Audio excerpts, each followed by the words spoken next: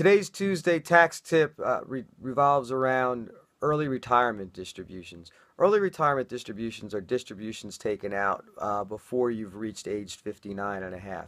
The general rule is if you pull out a retirement plan distribution before age 59 and a half, not only will you pay income taxes on it, but you will also pay a 10% early distribution penalty. There are some exceptions to this, one being medical expense exception. If you have deductible medical expenses on your tax return, so in other words, if your medical expenses exceed 10% of your adjusted gross income if you're under 65 years of age, or 7.5% of your income if you're over 65 years of age, then you can exclude a portion of your retirement plan distribution from the penalty. So in an example, if you have $100,000 of income, and let's say your medical expenses are $15,000. If you're under age 65, the 10% rule would apply. So the first 10,000 of medical expenses would be excluded. The remaining 5,000 would be eligible. So if you took a distribution from a retirement plan, you could exclude $5,000 of that amount from the 10% penalty.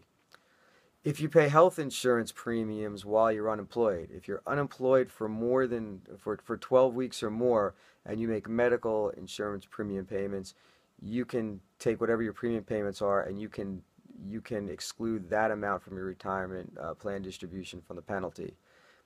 If you paid qualified higher education expenses, now this only applies to an IRA. So if you have a distribution that you pull out of like a 401k, you would have to roll it over into an IRA first and then take the distribution from an IRA.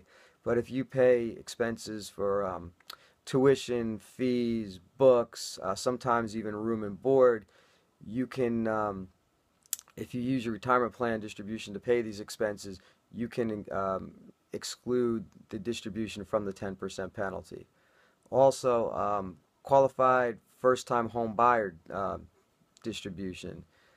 Again, this can only come from an IRA, so if you pull money out of a 401k or another qualified plan, you'd have to roll it into an IRA first and then pull the money out. But you're allowed a lifetime exclusion of $10,000 if you have not owned a home in the last 2 years.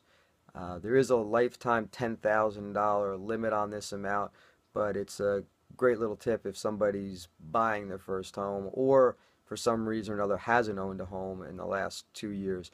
There are also some other exceptions that have to do with if you have permanent disability or if you've passed away, your beneficiaries